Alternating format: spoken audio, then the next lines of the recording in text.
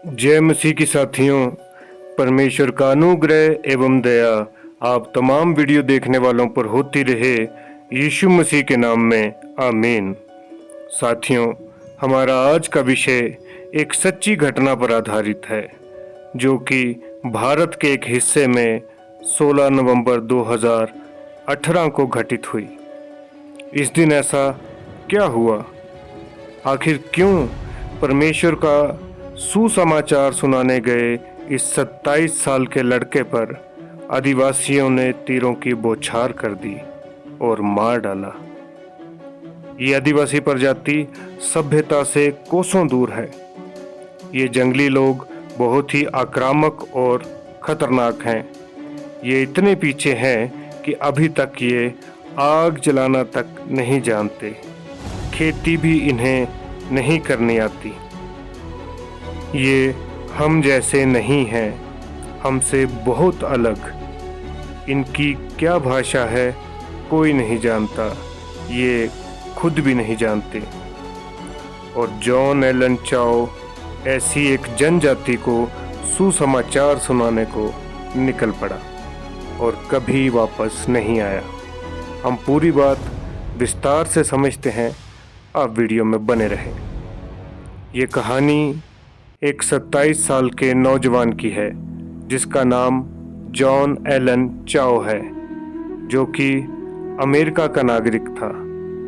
John यीशु मसीह से बहुत प्रेम करता था और परमेश्वर के सुसमाचार के लिए नई नई जगहों पर जाता था। इसे घूमना पसंद था। ये कनाडा, अफ्रीका आदि देशों में भी परमेश्वर का प्रेम बांट चुका था। जॉन एक डॉक्टर भी था और पर्वतारोही भी था, या यूं कहें कि जॉन एलन चाओ एक मल्टी टैलेंटेड और पढ़ा लिखा लड़का था जो यीशु मसीह से बहुत प्यार करता था और मिशनरी ट्रिप्स की भी ये अगुवाई करता था। एक बार जॉन एलन चाओ भारत के अंडमान टापू में टूरिस्ट वीज़ा लेकर घूमने आया। जैसा कि आप जानते हैं कि जॉन एलन चाओ अमेरिका का नागरिक था और पढ़ा लिखा और एक कामयाब इंसान था। जॉन एलन को एक दिन इस आइलैंड, इस टापू के बारे में पता चला जिसका नाम है नॉर्थ सेंटिनल, जो कि अंडमान निकोबार में स्थित है और भारत के अधिकार क्षेत्र में है। यहाँ जाने पर भारत सरकार ने पाबंदी लगाई है, बैन लगाया है। कोई भी यहाँ नहीं जा सकता, क्योंकि आज दिन तक जो भी यहाँ गया है वे जिंदा वापस नहीं आया। जॉन एलन चाओ के मन में इस आदिवासी प्रजाति को सुसमाचार सुनाने की एक तीव्र इच्छा थी। जॉन चाहता था कि ये लोग भी यीशु मसीह को जाने, उसके प्रेम को जाने और उद्धार प्राप्त करें। और इसी इरादे से जॉन भारत आया और अंडमान में कुछ दिन रहा और इस आदिवासी प्रजाति के बारे में जानकारी इकट्ठी करने लगा। 3-4 बार जॉन एलन चाओ अंडमान आ चुका था। ये इलाका प्रतिबंधित इलाका था जहां जॉन जाना चाहता था।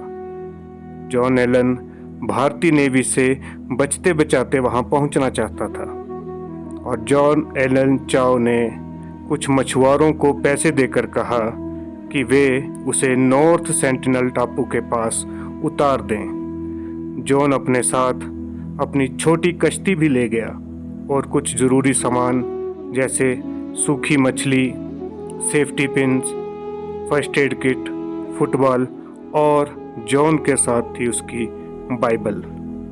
जॉन जैसे ही अपनी छोटी नाव में बैठकर नॉर्थ सेंटिनल टापू पर पहुंचा, वहीं कुछ आदिवासी लोग उसके सामने आए। ये दोनों एक दूसरे की भाषा नहीं जानते थे। उनके हाथों में धनुष बाण थे। जॉन ने कहा कि वे उनसे प्रेम करता है और यीशु मसीह भी उनसे प्रेम करता है, लेकिन ये आदिवासी नहीं समझ पाए कि जॉन क्या कह रहा है। उन आदिवासियों में से एक ने जॉन की कश्ती को ले लिया और जॉन एलन चाओ पर एक दूसरे आदिवासी ने तीर से हमला कर दिया। वो तीर जॉन की छाती पर लगने के बजाय जॉन की बाइबल पर लगा और जॉन वहां से जान बचाकर भाग गया और 1 किलोमीटर दूर तैरकर अपनी नाव तक पहुंचा और वापस आकर परमेश्वर का शुक्र अदा किया और अपनी डायरी में कुछ लिखने लगा कि ये लोग खतरनाक हैं और परमेश्वर से दूर हैं। जॉन ने एक चिट्ठी, एक संदेश अपने माता पिता और दोस्तों को मरने से ठीक 1 दिन पहले लिखा। उस चिट्ठी में क्या है, कुछ ही देर में मैं आपको पढ़कर सुनाऊंगा। इसके बाद जॉन अपनी जान बचाए जाने के लिए परमेश्वर का शुक्रगुजार कर रहा था। जॉन अपने नए जीवन को देखकर खुश था, लेकिन इन लोगों को परमेश्वर का सुसमाचार सुनाना जॉन की प्राथमिकता में था।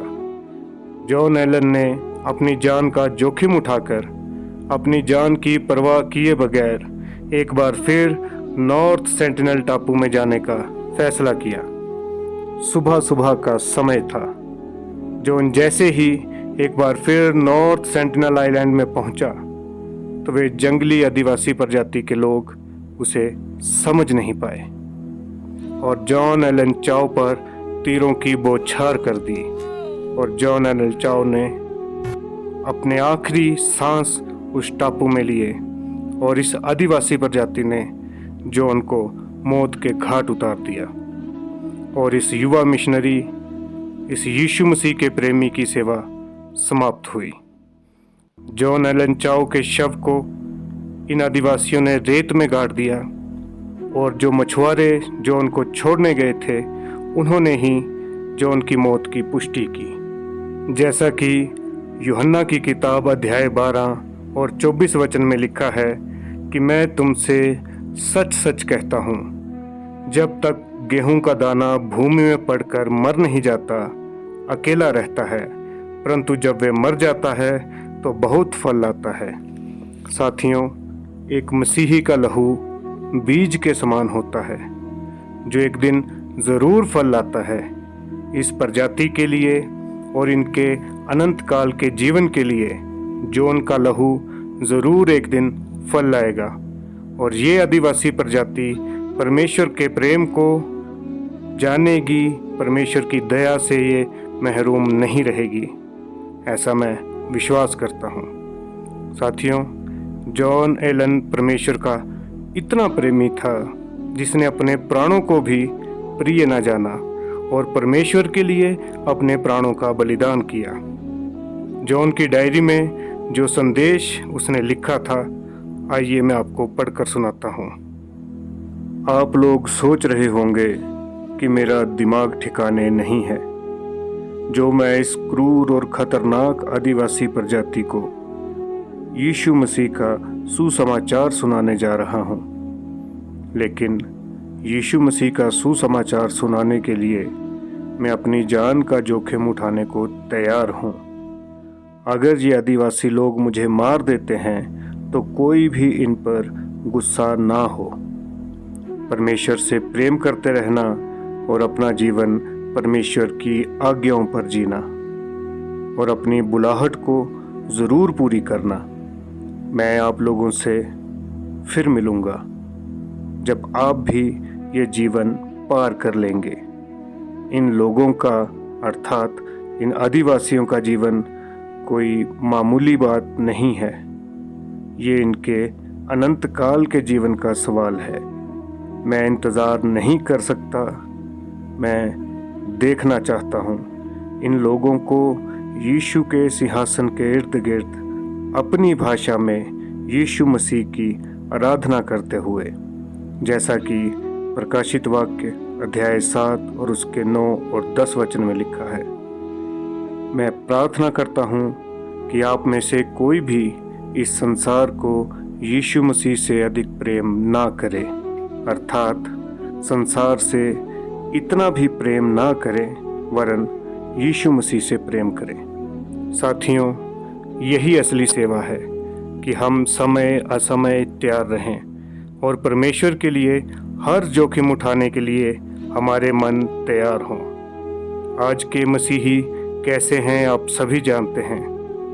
जॉन से सीखें कि वफादारी क्या होती है और क्या कीमत है परमेश्वर के वचन की और उसके सुसमाचार की। अपने आप को जांचें और व्यर्थ की बातों से बचे रहें। परमेश्वर को अपना जीवन समर्पित करें और उस महिमा के मुकुट के भागी बने जिसकी प्रतिज्ञा परमेश्वर ने की है। परमेश्वर आप तमाम वीडियो देखने वालों पर अनुग्रह बनाए रखें। यीशु मसीह के नाम में आमीन।